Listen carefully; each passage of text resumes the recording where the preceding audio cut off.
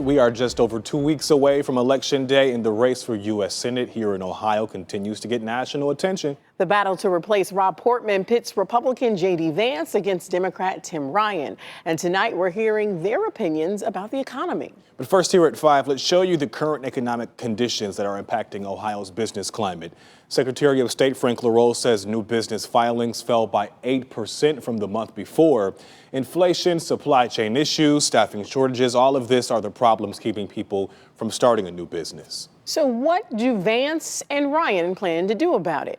News 5's John Cossack caught up with both men as the race enters the home stretch.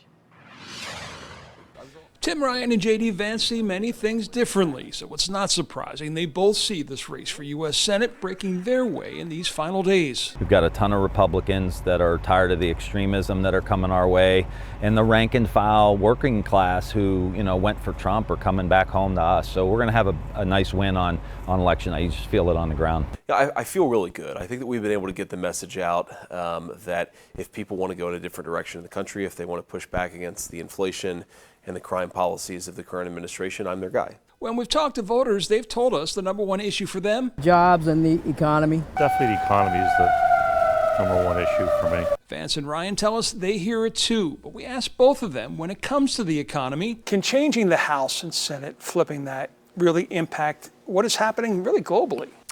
I really think it can, because the two big issues that have caused inflation both in Europe, but especially here in the United States, are one, you have governments spending way too much money at a time when they should be, I think, getting back to fiscal sanity. They're spending a lot of money, but two, the really big one, again, bad in Europe, also bad in the United States, is that we have way too much interference in our energy industry. Does control of the Senate or the House really have an impact on something that's global like this? I think to some extent you can have some response, and I think the idea of passing a tax cut to put money in people's pockets is a policy initiative that would really help. I think when you talk about unlocking these supply chains, moving stuff back here to manufacture in Ohio, like we're doing with electric vehicles and batteries and computer chips, like that's part of a longer term strategy that can protect us from this happening into the future. A major impact on the economy is the ongoing war in Ukraine. Senator Rob Portman has been one of the Senate's biggest champions of aid to Ukraine. Vance, however, has a different view on that moving forward. I certainly think we're reaching the point here where additional resources to Ukraine, I don't know how much it's actually going to help here. I think that what's in the United States' best interest,